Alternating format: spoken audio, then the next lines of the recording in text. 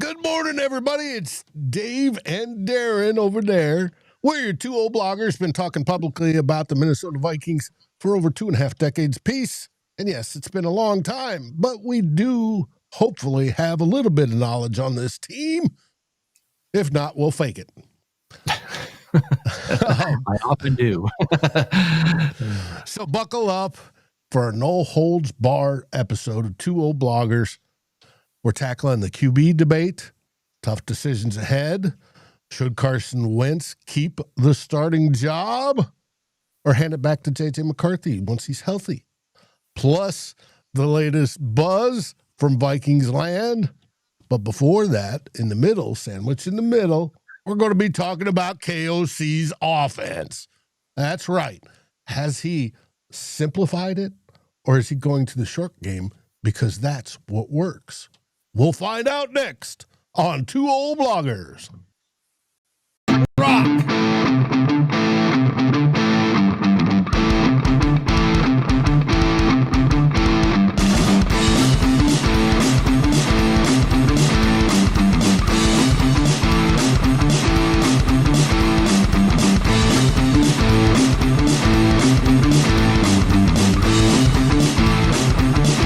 Vikings First and SKOL presents This Week in Vikingsland with Darren and Dave, your two old bloggers. And we are back. Darren, how are you doing in the Great White North this morning? Oh, pretty good. A wet, miserable day, though. Got some flurries. What is it? October the 11th? So, yeah. That's about normal, isn't it? Yeah, it kind of is. Yeah, it kind of is, yeah. But otherwise, doing well. So, Canadian Thanksgiving on Monday. Ooh. So it's early this year.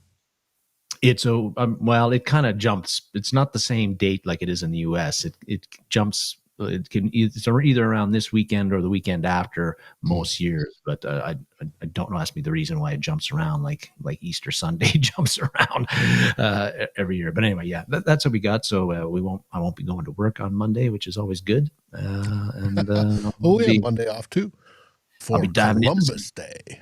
All right, yeah, and I'll be diving into some turkey tomorrow or Monday. I haven't figured out one. But anyway, all is good.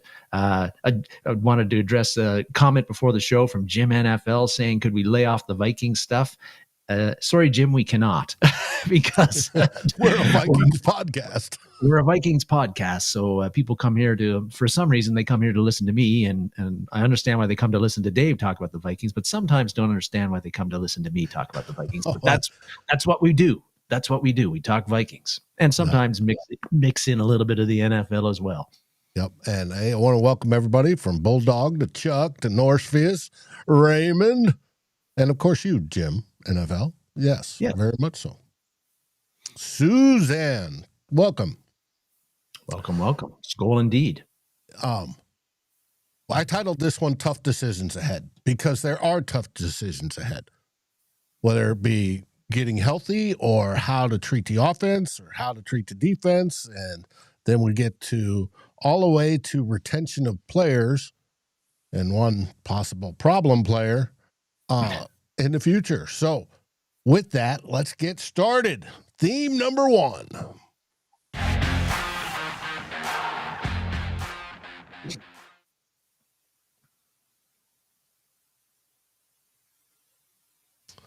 Tough decisions, number 1, Wentz or McCarthy? Well, let's get into it, Dave. Morning, Doc. Yes, morning, Dr. Proto. When I sent the notes to you on this, Dave, I think I titled this, Do the Vikings Have a Quarterback Quandary? Putting that out there because since Wentz replaced J.J. McCarthy, who's been out the past 3 games with the ankle injury, we're now into the bye week, and Wentz started the last 3 games, and the Vikings are 3-2. Wentz went 2-1 in his 3 starts. So the question becomes, did he do enough in those 3 starts to have Kevin O'Connell consider sticking him sticking with him as starting quarterback, and not go back to J.J. McCarthy whenever he is KOC deems that McCarthy is healthy to do so. So part of that is assessing, well, how did Wentz play in those 3 games? Yes, we got to 2-1 with a record with him as a starter.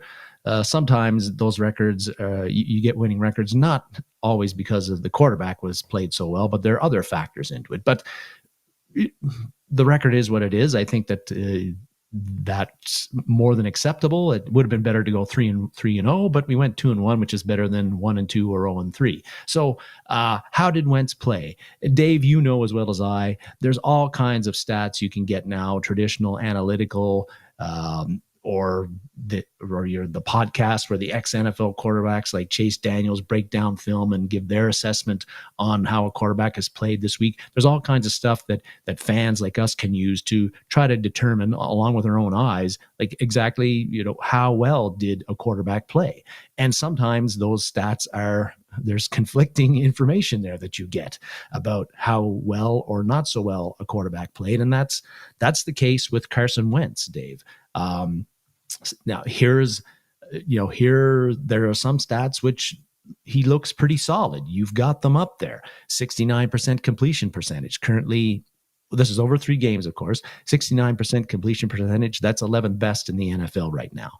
7.6 yards per pass attempt average. 10th best in the NFL right now. 253 passing yards per game average over his 3 starts. 7th best in the NFL right now. The 99.5 passer rating, that's 16th in the NFL right now. So those are pretty solid stats, and definitely not bottom of the barrel from Wentz. And he's done it in a situation where hasn't been with the team for very long. But there's other stats, Dave, that don't view Wentz's play in those 3 games as kindly. You're posting them up there. QBR, 41.5, 26th in the NFL. That ain't good. Pro Football Focus has him his grade at 61.8. That's 40th out of 55 quarterbacks that they have graded this year. Now, some of those quarterbacks haven't played very much, but that's still not great.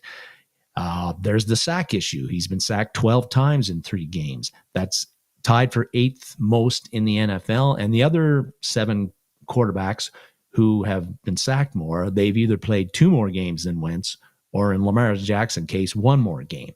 So you'd expect some of those numbers to be higher for them than Wentz. His sack percentage is 10.7. That's 2nd most in the NFL right now. Only Lamar Jackson has been sacked, has a higher sack percentage. That's not good. And I think, Dave, when you're looking at the Vikings offense under Wentz, 2-1, sure, but I think that I don't think that the offense has been substantially better with him at quarterback through 3 games than it was with J.J. McCarthy in the first 2. And I think there's still too many cases. Yes, the offensive line has been an issue for sure. You can't ignore that. But just too many offensive drives where the offense is getting bogged down. They're unproductive. It's either 3 and outs or they're not getting in scoring position and not scoring points. So that's kind of how you throw it all into it. And now as JJ McCarthy is getting healthier, getting closer to being healthy enough for KLC to consider putting him on the field, do you stick with Carson Wentz or not? That is the question. Dave, I was listening to the O-line committee podcast this week. For folks that don't know, that's Minnesota radio personality Phil Mackey's the host, and then Jeremiah Searles and Alex Boone are the 2 other talking heads on that. Vikings fans know that those 2 guys are our former Vikings offensive linemen. Well, this topic came up, of course. What are the Vikings going to do at the quarterback position? And I thought Boone made an interesting and legit comment where he said, hey, look, the Vikings are 3-2 right now. They're in the playoff hunt, which is a positive. And also it looks like their starting quarterback, which is JJ McCarthy, or it was, is getting healthy enough to be ready to play. But the issue is that the Vikings, JJ McCarthy, the Vikings don't have Josh Allen or Pat Mahomes, the starter coming back from injury, where you can say, hey, buddy, an all-world player where you can say, hey, buddy, welcome back, and please fix this with our offense. You got J.J. McCarthy. The Vikings still don't know what they have with J.J. McCarthy. He's only started 2 games. So when you've got a quarterback situation, Dave, where you're not, who's going to start? Is it this guy or that guy? Normally, coaches will, the old saying goes, you go with the guy who gives you the best chance to win right now. I think that, I think that right now, if you had to ask me right now, and I would say that that would be Wentz. But again, there's some issues. You're throwing up some third down stats. One of the reasons the offense has been bogged down is terrible on third down conversions this year, Dave. Just abysmal. You're showing the stats there. And even with Wentz and the offense performing a little bit better with him compared to McCarthy, the third down conversions, there's been almost no improvement with Wentz at quarterback compared to J.J. McCarthy. Like there's a 1% difference, and Wentz has played one more game. So Wentz hasn't been able to really improve that very much. So, and the graphic I posted up here is Tyler responding, well, it wasn't clean with Wentz the last 3 weeks. They scored a whopping 20 points before the fourth quarter in the last 2 games. Why is this even a discussion? And that's a legit question. It is. In response to Andrew Kramer's bringing back JJ isn't going to be as smooth and clean as everybody wants it to be. No shit. No, and that bringing up the points that the Vikings have scored, Dave, is that was a point I wanted to bring up, was that in 2 of Wentz's 3 starts, the offense has scored 21 points in total, and in a lot of cases, in the Pittsburgh game, they scored the lion's share of that in the fourth quarter. So 21 points per game, that's not a lot in the NFL. That's not going to win you a lot of games in the NFL.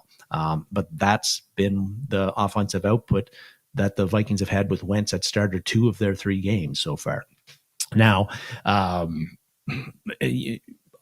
think, yes, I think Wentz gives the Vikings a better chance to win right now, Dave, but the question is, and of course that's up to an argument, but the question is, will that be the case 5 or 6 games from now, or 10 games from now? When I look at the Vikings team with Wentz at quarterback, Dave, even if the Vikings eventually get better health on the offensive line and they start O'Neal and O'Neal comes back, and maybe Kelly comes back, although I think that's a very open question at this point. But even if the offensive line starts getting healthier, and even if Van Ginkel and Cashman get back, I think with Wentz at quarterback right now, Dave, the Vikings look to me like they're an 8-9 team, 9-8. Maybe if things break right, they go 10-7. That gets you into the playoffs, probably squeaks you in as a wild card. But then after that, what happens? Well, you go on the road and play a divisional champion, and the Vikings are probably getting smoked in that game. Yay, you made the playoffs. Yay, you're one and done. Like, I don't think what good does that do the Vikings? Yes, they made the playoffs, but you go into 2026 with the same questions you had going into this season with J.J. McCarthy. Is he the guy? Can he handle the job? We need to find these things out. And for that to happen, J.J. McCarthy has to play. He has to figure things out. And if you put him in now, yes, there's no, like you were talking about a little bit earlier, Dave, there could be some bad football, particularly offensive football, that we see as he adjusts to the NFL game. It could look ugly like it did in the Atlanta game. But again, you have to find these things out. And this is a tough decision for Kevin O'Connell because, like I said about a month ago, the job description for head coach is win football games. And the Vikings aren't in a situation like teams like Atlanta were last year, or the Patriots were last year, or the Commanders were last year when they started guys like Daniels and Drake May eventually. There were no expectations for those teams to play well. Teams thought they were going to struggle. And in some cases they did. And in Washington's case, they didn't. But the Vikings are a team that had high expectations. So it's a tough decision for a head coach like O'Connell to make, to say, hey, Wentz is the better quarterback now, but I got to put in a guy who I think is going to be the better quarterback long term for the Vikings. Just making the playoffs and going one and done, the Vikings need to aim higher than that, Dave. And I do feel encouraged because what I've heard from KOC's comments this week, where he didn't dance around the question of who's going to be the starter too much. He said, well, first he's got to get healthy, and we want to see him, and he's going to get on the field, and we got to see him. We're going to see him practice field and assess from there. Those kind of comments makes it sound to me like health is the main consideration here for McCarthy, and that if McCarthy looks healthy enough, McCarthy will be starting against the Eagles in about 10 days. But again, you could go to Wentz, but the ceiling there is pretty limited, if there is even a ceiling. Again, we're done with one and dones and just making the playoffs around here, Dave. We want to be winning multiple playoff games, getting to NFC championships, getting to the Super Bowl. And I think with Carson Wentz as your quarterback, your ceiling is you might make the playoffs and you lose your first playoff game. If you want to get to the Super Bowl, I don't think you're getting there with Wentz, but you might get there with McCarthy. Maybe it's not this year, probably isn't this year, but that's something that we've got to find out, and that's why we drafted the guy. Mm-hmm. This chart I'm showing up here right now is quarterbacks' skill at mitigating negative plays, and the last quarterback on there is Carson Wentz. Mm-hmm. They do not have J.J. McCarthy on there, but J.J. McCarthy, we know, has legs and can run the ball in, if anything, and he does run. But Nate, higher ceiling with Wentz. I disagree, Nate. Sorry. I think the potential higher ceiling is with J.J. McCarthy because we drafted him 10th overall. It's he can demonstrate he's got a stronger arm. He can run, just like I said. It's just getting all his things together in the right sock, as they would say in the military, and he will be the better quarterback. And do we want to go that anywhere 7 or 10 wins, 1 and out, whatever, this season with letting McCarthy sit? Now, if he gets hurt again, then there's a problem. But you got to play him. He's got to learn. And he will, by that time, as Mr. Pink says, he'll have Jefferson and Darasaw to, be there in a game with him. He didn't play with Darasaw. Hopefully the line's healthier. The whole works. So we have not seen him in a fair comparison as of yet. And Cody, we haven't won a single game as with KOC as head coach. Now, which quarterback do you think gives us the better chance to win a playoff game? And I think that's undisputable. It's going to be JJ. But I could be wrong. Been wrong before. Haven't we all? I mean, one thing that this 3-game stint, or 4 games, or however long it turns out, has done for Wentz is that I think it's guaranteed that he's going to get a backup job next year somewhere, because he has played well enough where he's not going to be sitting on the street and in August and July like he was this year, even though, like you said in the past, Dave, he was being a bit choosy about where he went. But I think he's going to he's shown NFL teams who are always looking for a solid backup that he can provide. He can be that. Mm-hmm. Yep. So, and maybe it's even with us next year. Yeah. Although maybe Max Brosmer has elevated himself enough that he becomes the backup, which would please Dave greatly. Develop your own, and that's where G-Max he hopes that McCarthy works out, but he has to say he's real wary of drafting these young players with inexperience in college or little experience in college. And that's.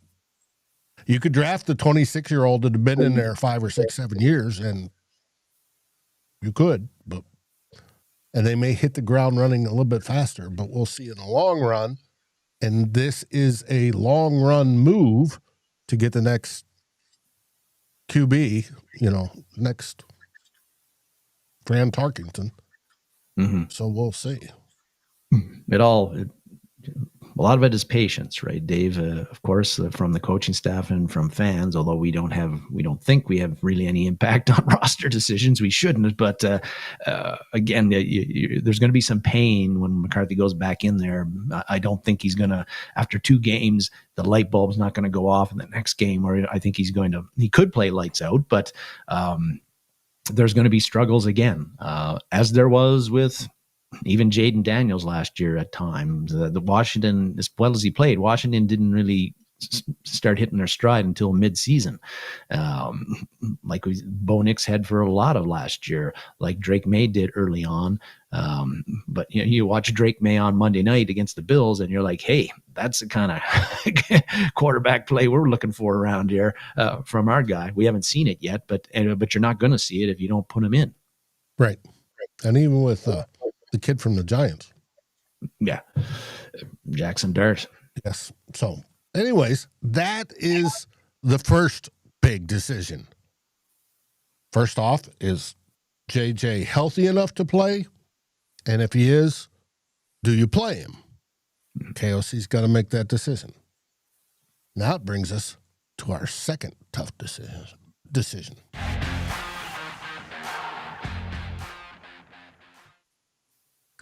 And this one revolves around KOC. It does. I'm going to talk about the Vikings offense, Dave, because I think one of the criticisms of Kevin O'Connell, and we see it on our chat too on a regular basis, just did earlier in the show, is that Kevin O'Connell does not make enough adjustments during games when things aren't going well for the team that we cheer for. That is a common criticism that we hear of all head coaches and offensive coordinators, I think, from fans when their team is playing lousy and they end up losing, is that the head coach or the offensive play caller, the defensive play caller, they didn't adjust, they didn't make adjustments, and they kept on doing the same thing, and they needed to call better plays.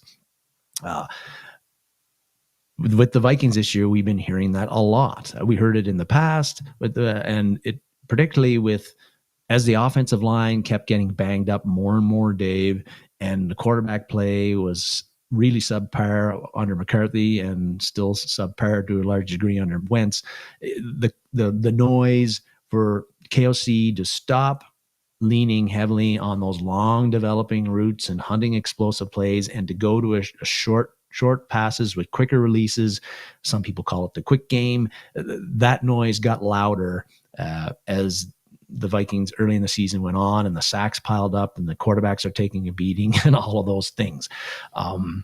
Some people on this chat, they might not believe me, but I think Kevin O'Connell, particularly in the Browns game, showed that he is making those adjustments.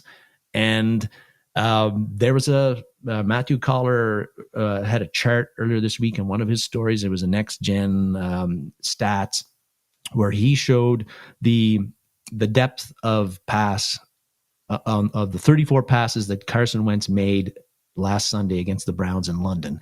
It showed the depth of target. Here's how it went. 12 of those 34 passes went through behind the line of scrimmage. 5 more were between 0 to 5 yards. That's how far the pass went. And then another 7 went 5 to 15 yards. So that's 22 of his 34 passes that were not long developing routes. They were short passes. You also might have heard that, and Caller mentioned as well, that last week, Wentz's average time from snap to throw was 2.43 seconds, which was the fastest of any NFL quarterback last week. So Wentz, most of the time, was getting the ball out quick. And he has done that in all his 3 starts, I think, for the most part, has been getting the ball out well under 3 seconds, which is a big change from J.J. McCarthy, who was on average holding it 3 seconds or longer. And we saw the results of that most of the time. So what that's telling you is that shows me adjustments made by Kevin O'Connell, and that is how you game plan and you hold Myles Garrett to 0 sacks and only 2 quarterback pressures, I think, last game, who's probably the most dominant defensive end in the NFL. He was a non-factor in this game for the most part. And that's also how the Vikings were able to get almost 350 total offensive yards against what some stats say was the number 1 defense in the NFL coming into that game. So the offense didn't do a bad job, considering all the shit that was going on with the offensive line in that game, where, at one point at the end of the game, the offensive line was being held together by bubble gum, pretty much. And we'll get into that. Yeah, for sure. So I think we've seen Kevin O'Connell make adjustments there, and I think that he's going to need to continue to focus on the short pass game as the season goes on, even though that's not been the basis of the Vikings passing game the entire time that Kevin O'Connell has been the head coach in Minnesota. And there's a couple of reasons for why I think they got to continue to do that, Dave.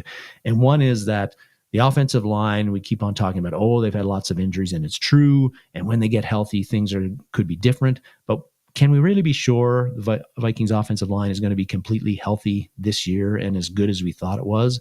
Because Ryan Kelly is out for at least the next 3 games, and we don't know if he's ever coming back based on the concussion issues. That's got to be a serious discussion that the Vikings and Kelly are having at this point. We have no timeline on when Brian O'Neill might be back from his sprained MCL. So those are 2 big missing pieces from the offensive line where we have no idea when they're coming back. And even in O'Neill's case, he could miss 3, 4, 5 games with that. It depends on how his MCL reacts to the treatment. Put that on top of the fact that Christian Darasaw is still apparently under some snap count as he recovers gets back up to playing shape and recovers from knee surgery, which he's almost happened 12 months ago. And you've got Donovan Jackson, who's been out 2 games with a wrist injury, and maybe it'll be even a game or 2 more. Plus, he's a rookie, so we expect ups and downs in his performance because he's a rookie. So I think there's a big question there about how good the offensive line is going to be, not just health-wise, but continuity and even performance-wise. And I think that Vikings quarterbacks and O'Neill and Kevin O'Connell has probably realized that our quarterbacks might just have to accept that most of the time, if they drop back to pass, they're going to have to get the ball out in 2.4 or 2.5 seconds, or else they're going to be in some deep, deep trouble up there. So that means you can't depend on the offensive line to either be healthy or play well enough to block long enough for those long developing routes to run them and for them to be successful. I think the other reason the quick game is got to be a focus for the Vikings offense for the rest of the season is because of the quarterbacks that we have. With Wentz, a quick game, as long as he keeps on playing, the quick game is kind of the best way to save him from himself, because we see when he holds the ball too long and when pressure eventually gets to him, his pocket movement is spotty. His ability to escape the rush and keep his eyes down the field, it is not that great, I think, and it leads to a lot of bad outcomes for Wentz. Incompletions, sacks, he scrambles when maybe he shouldn't have, and he can't escape the rush as well as he did when he was 22 or 23 years old. With J.J. McCarthy, well, he's got the mobility, but we have seen in his 2 starts, he's struggling with the speed of the game. He's struggling trusting what he's seeing out there and recognizing what defenses are trying to do to him. So the quick game for him, we hope he'll get better at this, and he has to get better at this. But a quick game, I think a game plan where Kevin O'Connell is getting the ball out of his hands quickly by giving him some easy completions, even if they're only 3 or 4 yards sometimes, or most of the time gain. I think that will build up his confidence. It'll get him in the rhythm. It'll get the offense in the rhythm a bit, and the offense won't have as many 3-and-outs and stalled drives as they had in his 2 starts. So I think that's why that it's really important that and I think that's why we're going to continue to have the short game continues to have to be a focus for the Vikings going forward on this. It is a question though about going to the quick game. How much will that improve the offensive performance based compared to what we've seen so far, Dave. Again, we're only right now 14th overall in offensive scoring. Last year we were 9th.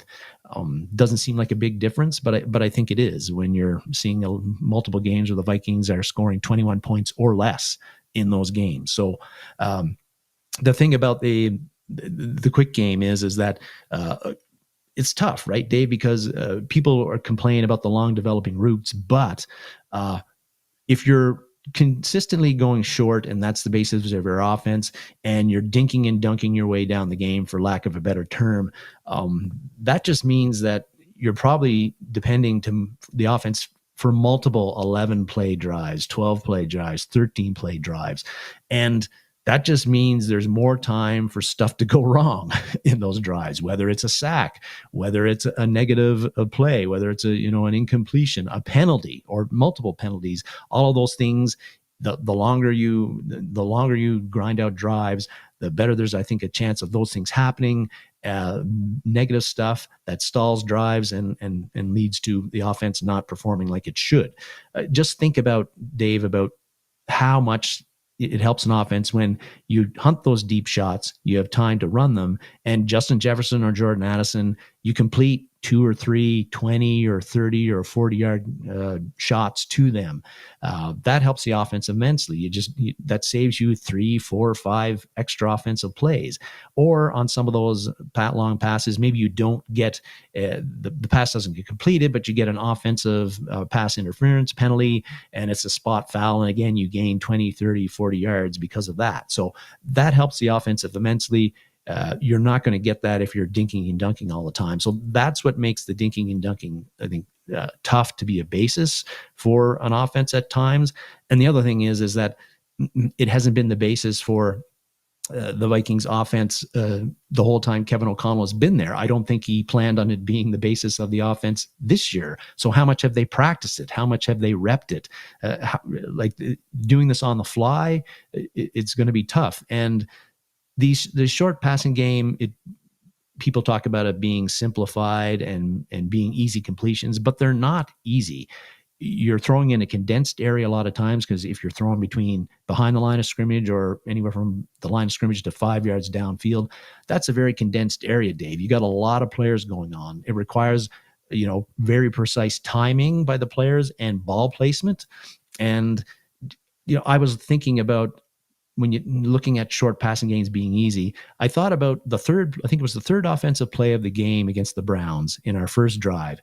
There was a 9-yard kind of screen short completion to T.J. Hockenson.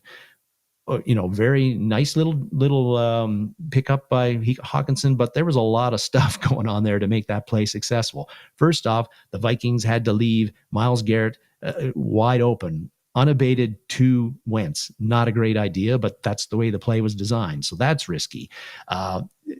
Because Garrett was coming unabated to Wentz, Wentz had to throw in an exaggerated sidearm motion on that throw to get it completed to Hockenson. And he had to do it with touch and he didn't throw it in there too good so that Hockenson could catch it comfortably.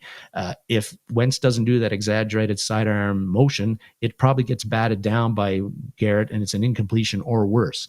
The other thing, part of that, Hockenson had to sell a chip of Garrett on that play, and then he pushed Garrett towards Wentz so he could clear out some area and have a spot to catch the ball.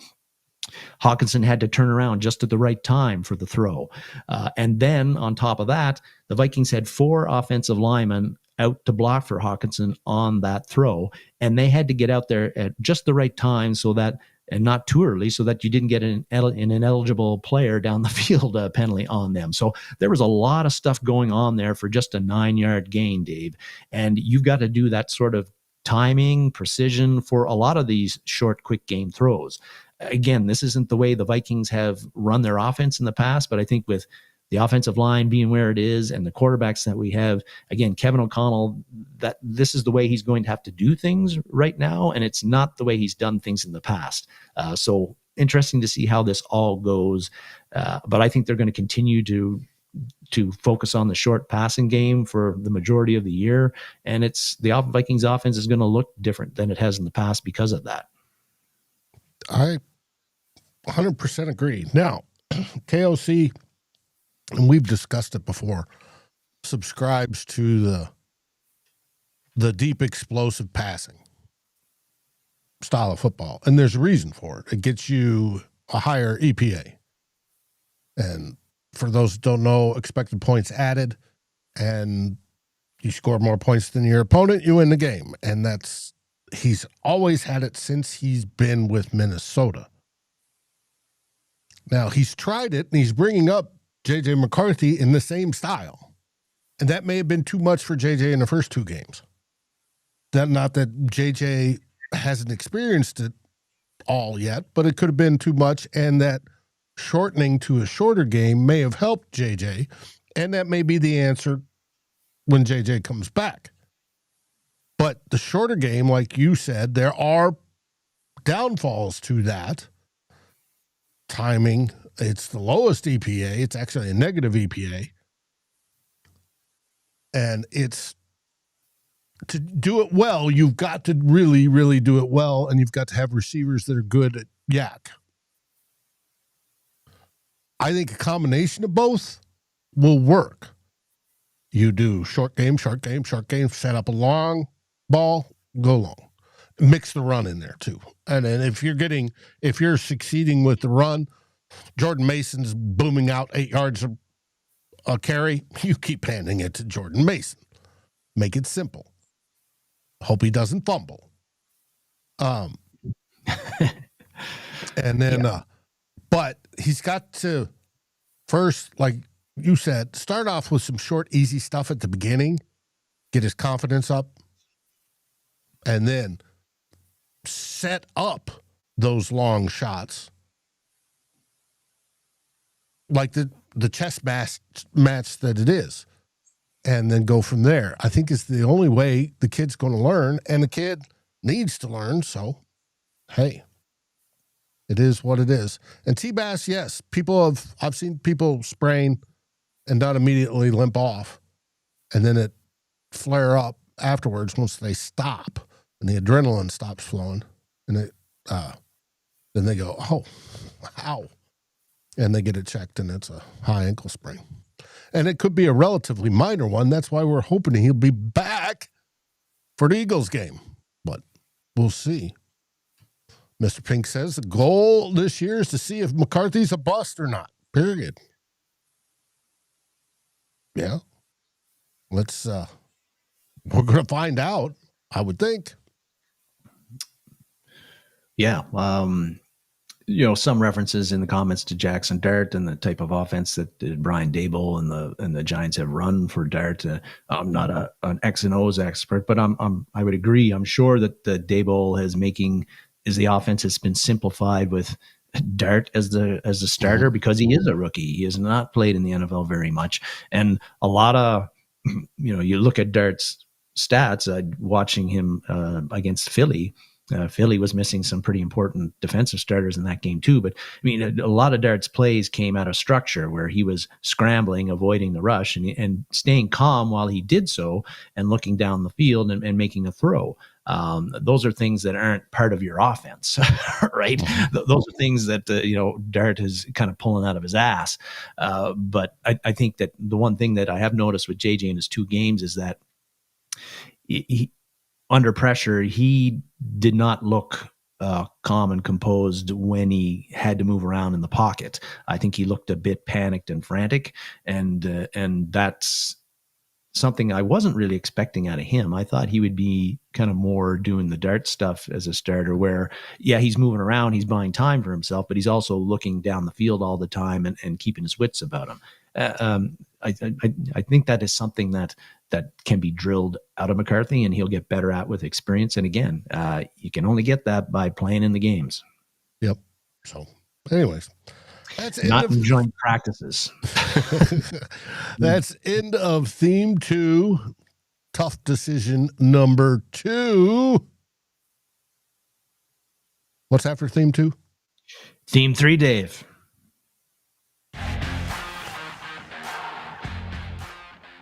And this is where we miss Drewster. Drewster's taking the bye this week. He's got some friends and family to visit, and so he is doing such. And I hope he has a great day. But now it's time for This Week in Vikingsland. It is. Got a fairly busy segment here, David. First, want to talk about Christian Darasaw. Because, last week as the Vikings are like, they're, furiously trying to come back and beat the Browns and avoid going 0-2 on their European trip. It's in the fourth quarter, and all of a sudden, where the hell is Christian Darasaw? He is not in the game, and not a great thing, I guess. Not a great thing at all when, again, as I mentioned earlier, your offensive line has only got one starter. Started the game with only two starters. Now you're down to one starter, and the offensive line has got the third string center in there, the third string right guard in there, and the your third string swing tackle in there after Darasaw left, and you're trying to come back in the game and win it and protect your quarterback from getting killed by Myles Garrett and company. It wasn't a great situation, and immediately I thought, oh crap, Darasaw is hurt. We didn't, and I'm trying to figure out what's gone wrong with him. Well, Dave, you told me K-Fan says he's on a pitch count, and that's why he's been taken out.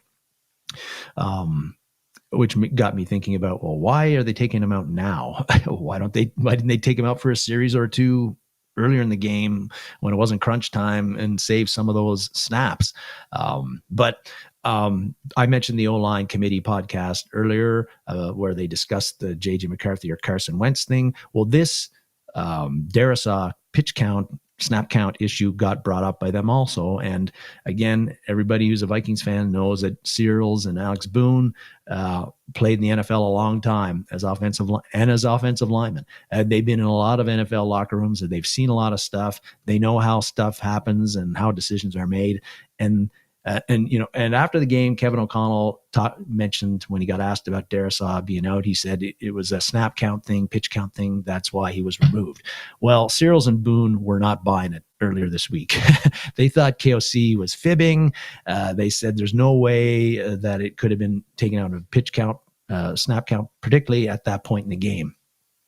And so, and I kind of agree with them. I think it didn't make a lot of sense to me, particularly because the previous game against the Steelers, Darasaw had played all 76 offensive snaps, and also you had showed me a couple of special team snaps. So he was on a pitch count his first game back, but he played the full game the second game back. So I'm like, why is he on a pitch count in the third game, and he only plays 41 of the 65 offensive snaps against the Brownies? Immediately I thought, I imagine you might have did too, Dave, that maybe his knee was acting up, that there was swelling occurring, that, this was residual effects from the surgery, and the knee was getting angry at him. And that's concerning because that's stuff that might be a season-long thing for Darasaw if that happened. Well, thankfully, we got more of an answer this week. Kevin Seifert from ESPN had a story on Thursday talking about the Vikings trip, European adventure, the 10-day trip. And he said that Darasaw actually took himself out of the game, and that the Vikings have empowered Darasaw this season to do that as he gets his conditioning back and gets back into game shape at the NFL level. So they've given him permission to take himself out of the game, unlike the Colts, who did not give Anthony Richardson permission to take himself out of the game last year just because he was tired. So that makes me feel better. Mystery solved on the pitch count, snap count thing with Christian Darasaw. It appears that his knee is just fine, all things considered. And that's great news for the Vikings offensive line, because we sure need him in there. Yeah. And I heard on one of the shows, I think it was Purple Daily, I think Judd was talking about that he had heard Darasaw said he originally planned to come back to play his first game after the bye, and then he actually came back early. So do we expect him to play a full game against the Eagles? I do. Will he? Well, if his knee actually did get bunged up a little bit, we'll find out. But that's what they make braces for. Mm-hmm. And last week, in the lead up to the Browns game, Dave, I believe Darasaw sat out the first 2 days of practice as well. Yes. He did not participate. It was listed as a rest, veteran rest. There was no injury listed there. But again, when Boone and Searles brought this up and they weren't buying, I was thinking, well, maybe he was out those two practices, not just for rest, but there was a knee issue, which is why the rest happened. But I think the rules are the Vikings have to list if it's actually injury related. They get in a lot of shit if it was found out that they lied on the injury report. So anyway, that's that. Now, I've told you before, you heal from an ACL, MCL in about a year, but it usually takes another year before you're over the psychological portion of it. And that may be part of it as well. Mm-hmm. So. Yep. No, there's, I've never had that kind of a serious knee injury before, but it makes a lot of sense that as a player, psychologically, do you trust it? Do you, and how does that impact your play? So we go on to the next topic, one that people have been talking about all week long. Speaking of missing.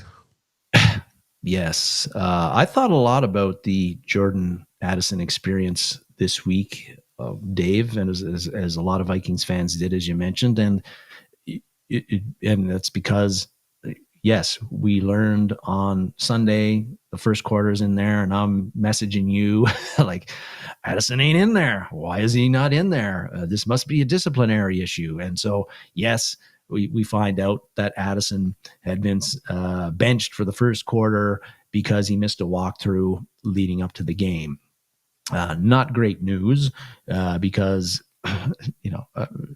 Addison missing a walkthrough for a game that you've got to win and then getting benched for it just after he was one game back from being suspended by the NFL for off the field issues over the past 2 seasons.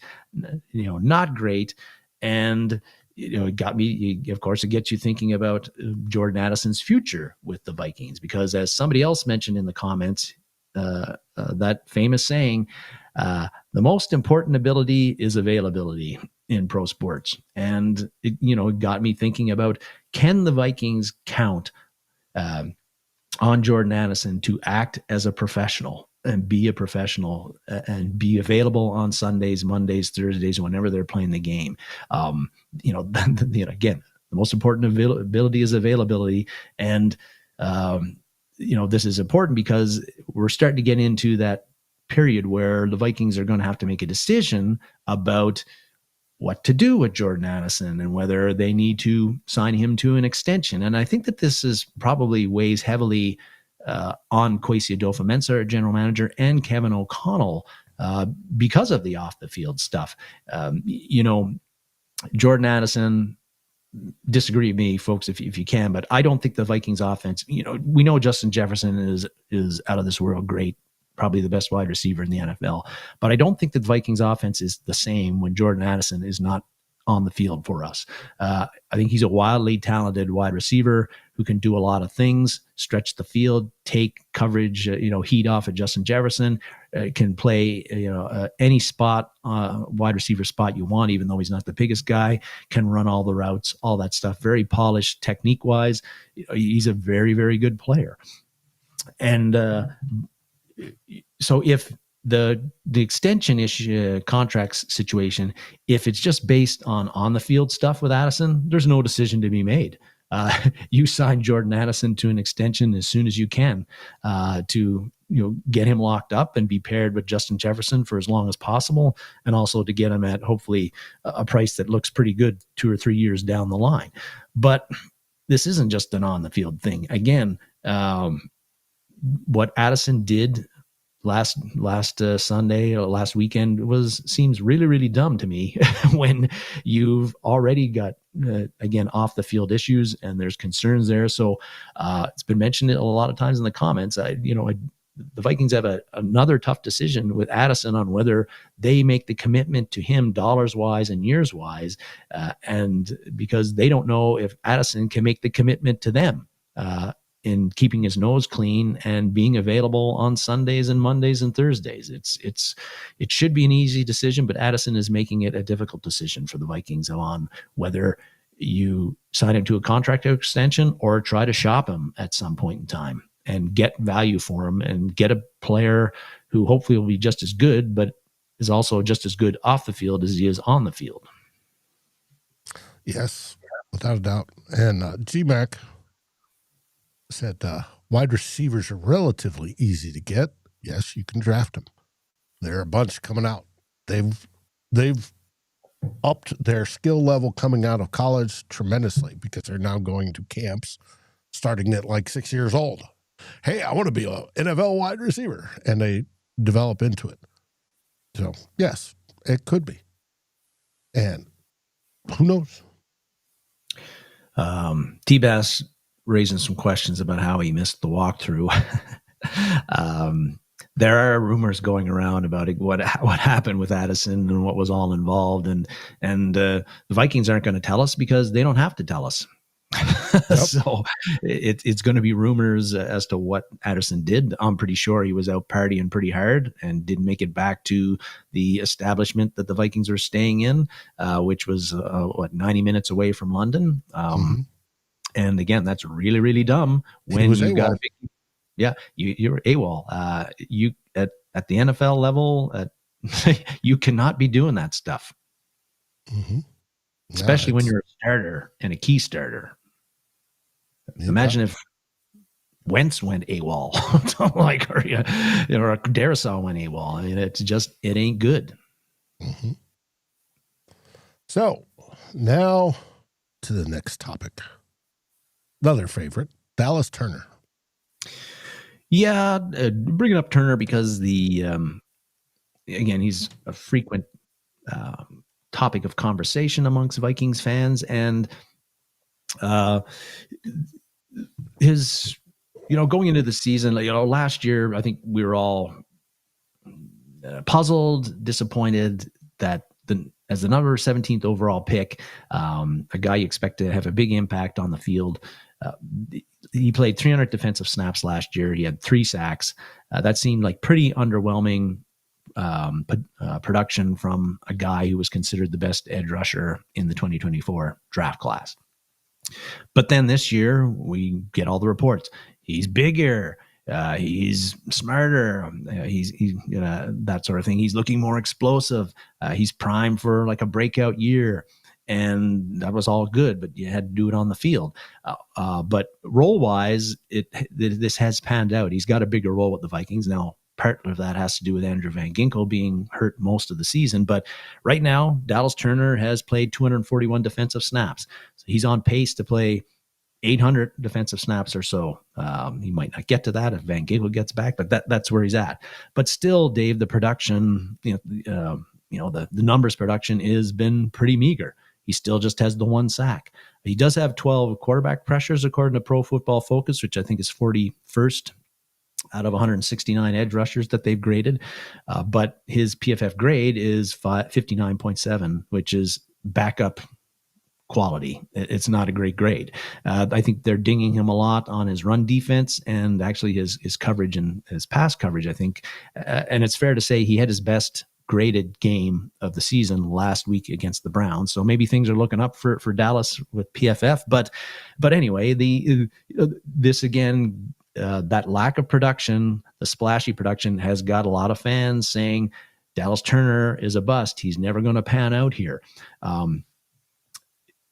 One thing to keep in mind with Dallas Turner is that if you watch the games, and I did kind of dig into it a bit, is that he might never, and Tyler Fornes brought this up in the post-game show last week as well, Turner might never be like a Chris Dolman kind of 15, 20 sack guy, or Daniil Hunter 16 sacks a season guy, because he's not being asked to rush the passer as much as those type of guys who are almost always rushing the passer when they're on the field. And then this is because of the way Brian Flores is using him. I took a look at it, Dave. Dallas Turner, and Flores seems to view him as a guy that you can put in coverage and pass coverage on pass plays and be effective doing so. And I looked it up. Turner has been on the field for 126 pass plays so far this season. He's rushed on 85 of them, but he's dropped into coverage 41 times out of those. So that's 32, just over 32%. That's a pretty sizable amount for a guy who's supposed to be a pass rushing edge guy. So, juxtapose that with Jonathan Grenard, the best pass rusher that the Vikings have. Well, Grenard has been on the field for 153 pass plays. He's rushed the passer 125 times. He's only dropped into coverage 28. That's 18% of the pass plays. So when Grenard's out there, Flores has got him doing basically one thing, going and getting after the quarterback. With Flores, it's quite a bit different. He's got him dropping into coverage over 30% of the time.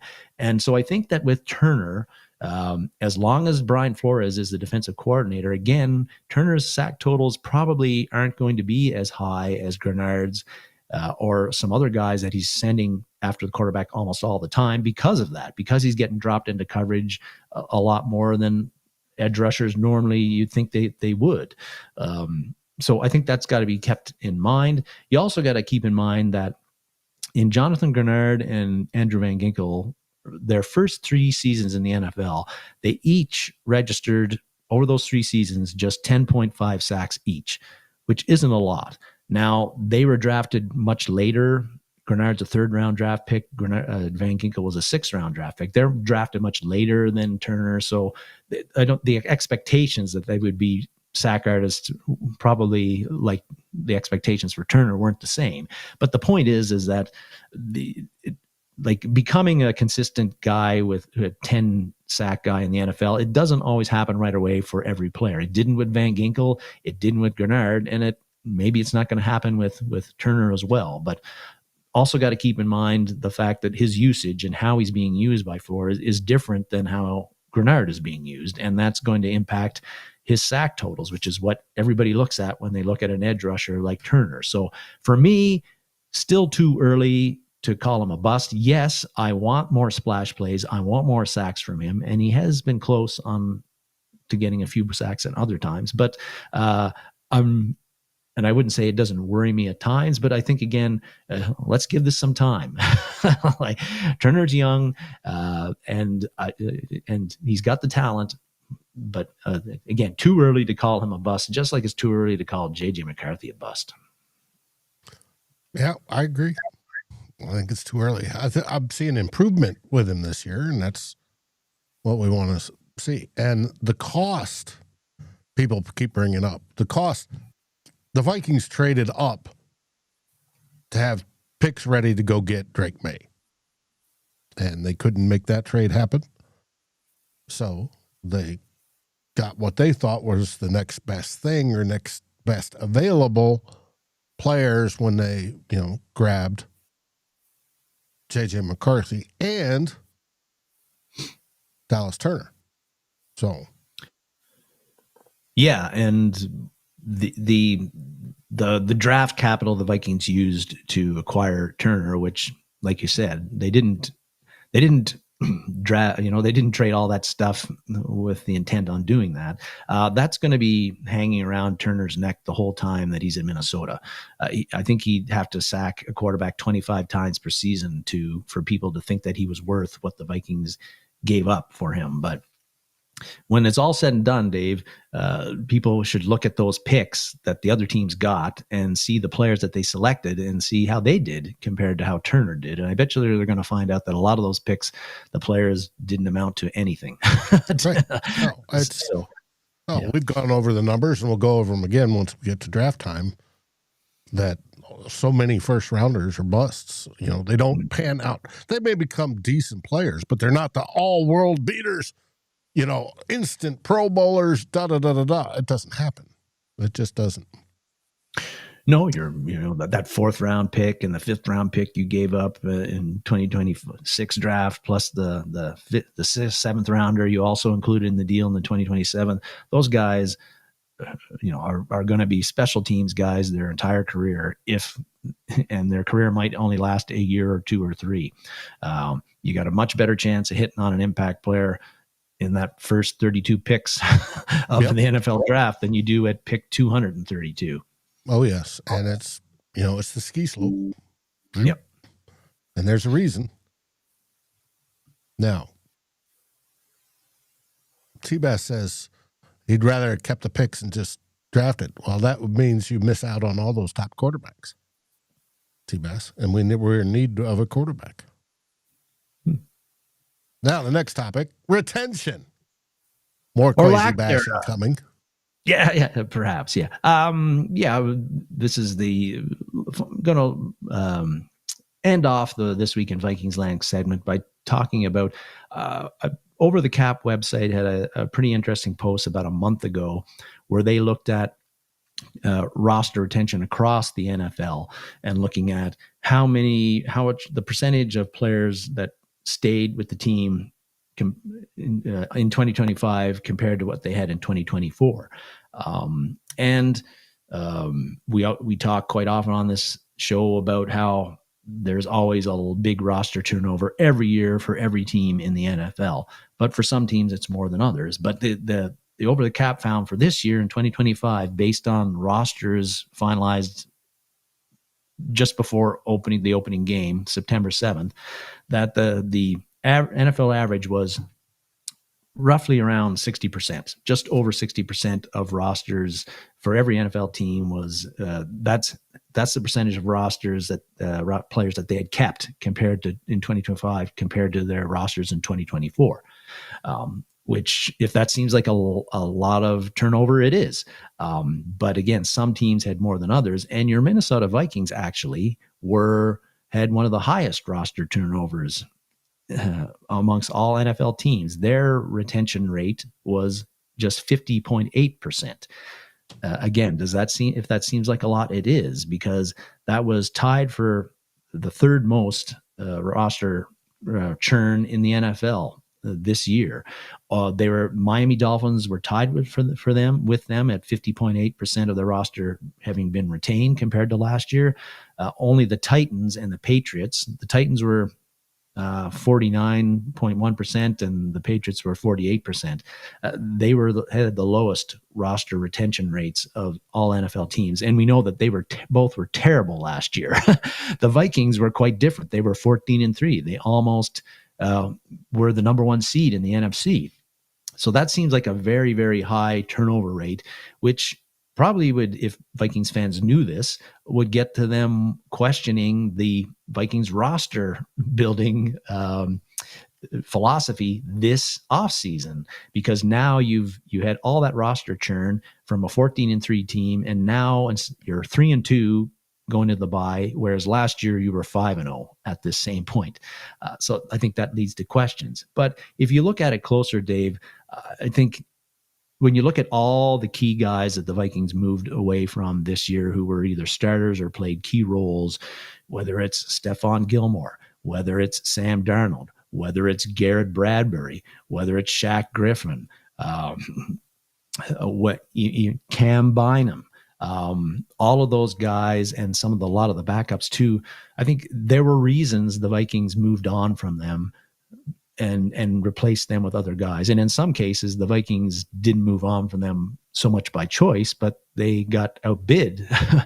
In some cases, in Bynum's case, they just weren't willing to pay the coin that the Colts were willing to pay to keep Bynum when they had Theo Jackson and Josh Metellus and Harrison Smith coming back and Jay Ward as the depth as well.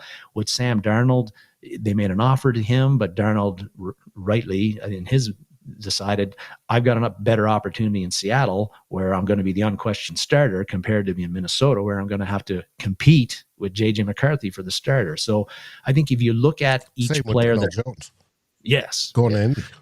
Mm-hmm, same thing. So I think if you look at all of those again, each player that they got rid of individually, if you look at the rosters from this year to last year, again, whether it was you're trying to improve the level of play at a position, Garrett Bradbury for Ryan Kelly, or Sam Darnold goes to a situation where he's going to be guaranteed to start as opposed to not here. The same thing with Daniel Jones.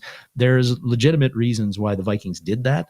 And the reasons are ones that I agreed with at the time. And I think I still do, even though some of those moves haven't panned out as well as we would like so far. But yes, the roster churn has been high for the Vikings, and that is unusual because that no team that made the playoff last year replaced as much of their roster this year as the Vikings did. Nobody that made the playoffs last year did. We had the highest. Just about every team was up in the 60% range or more. But there were good reasons why the Vikings did that. They had a boatload of salary cap cash that they felt they needed to spend, and had the ability to spend to bring in some upgrades, they thought. And some guys didn't want to stay here for opportunity or money reasons, and some guys weren't good enough to replace. So again, I think you look at each of those decisions. The only one that I still question, I think, is the decision to trade Harrison Phillips at the start of the season. I think that has hurt our run defense a bit, and I think the Vikings may regret that a little bit now. But I also see what the Vikings are doing along the defensive line, where they're looking at Jalen Redmond and Levi Drake Rodriguez and even Tyrion Ingram Dawkins, and seeing that those guys need to play. And in a lot of cases, they're playing pretty well with the snaps that they're getting, and they wouldn't have gotten as many snaps if Phillips was around. But I think, but overall, a big roster churn. But I think the logic of those decisions made were sound at the time, and they still make sense to me now, even if the records of the Viking isn't as good this year as it was last year at this same time. Mm-hmm. I was surprised with this when you brought this topic up, but that we had churned that much compared to the rest of the league. It was eye-opening, but there's obviously a reason we did it. So, and I think in a lot of these cases, as fans, Dave, we talk about it on this show a lot, is that people will complain about the end result, but when they should be looking at time, but the logic at the time made sense, because like sometimes you see it in the NFL all the time. Teams make moves that make sense, that and make roster decisions where it looks like on paper and even on past production that they're getting a better player. They're getting a better player than what they had with that move. But it doesn't always guarantee that your record and on the field performance, even if all of these moves made sense and they seem like the right moves, it doesn't guarantee that your on field performance is going to be better this year than it was last year. And there's various reasons for that. For the Vikings this year, a lot of it has to do with injuries and the play we've had at quarterback. It's not because those roster moves weren't the right ones or didn't make sense. And again, even though some of them, again, in case of like Jonathan Allen, haven't worked out quite as well as we hoped. Mm-hmm. Or to see that this Bulldog says Ed Ingram is good now. But is he? Will he be good by game 17? And that's a legit question. But at least for the first 4 games, 5 games, 6 games, however many Houston has played, he's good. Yeah. He's the best on the team. So Chris Cooper. it's an interesting, what if we did this? What if we do that? And you hope your GM is going through all those what ifs. And on top of that, you've got Rob Brzezinski going, all right, if we do this, and I know this happens, if we do this, what's it cost us, right? How are we managing the salary cap? Do we have to do this to manage it? Do we have to do that to manage it, etc.? Like, hopefully we found a center. As much as KOC is in love with Juergens, we may have found it with Blake Brandel. Because next year, they'll probably most likely get out of Kelly's contract. It was designed to be out after 1. But we will see. So it's interesting how they do that. It's interesting that Ed Ingram gets brought up here because I don't think anybody on this chat this time last year or the year before would have been saying anything other than get rid of Ed Ingram ASAP. But now he does his PFF grades at least say he's playing pretty well in Houston, and now everybody's like, we made the wrong move. His fans are singing his 2-2. Yeah. So, and he did have some people who felt that his PFF grades in particular were very unkind to him, including yourself. So, yeah. But I also pointed to the deficiency of what I see in coaching styles. But that's okay. That comes under who hires the coaches. KOC. Other than the first year with Ed Donatel. Mm-hmm. But it is what it is. All right. It is. This is our bye-week special. KOC and crew have a bunch of big decisions ahead. Will they make the correct ones? Only time's going to tell. I think we'll be here to discuss which ones they do make and if they turn out or not. Hopefully they do turn out. We'll see. The next game is against the Eagles in Minnesota. Boy, it's been a long time since we've had a game in Minnesota at noon Central for the start. It's been a long time since we've had one of those. Mm-hmm. So hopefully we'll hand the Eagles their third loss in a row. We'll see. It's going to be tough. No matter who's playing quarterback. I don't care. It's going to be tough. But we'll see. Yes. It is what it is. Any last words, everybody? Well, about the Eagles game, I was pretty disappointed to see the Eagles lose that one because I think they're going to come into the bank super pissed that they are 0-2. I wanted the Eagles coming in feeling a bit fat and good about themselves and maybe a little bit overconfident. I don't think that's going to be the case. So the Vikings would have their hands full either way, but I think they're going to have their hands full even more because the Eagles are going to be looking to get to not have a 2-game losing streak turn into a 3-game losing streak. Mm-hmm. We're going to get their best shot if we weren't getting it already. The Vikings better be ready. They better be using this bye week, every minute of it to the utmost. Yep, exactly. Tidy SKOL. Who's Tark? That's me from my time with the team. But anyways, all right. What do we say? We say SKOL Vikings, and thanks for watching, everybody, and getting up early in the morning with us. Yep. SKOL Vikings.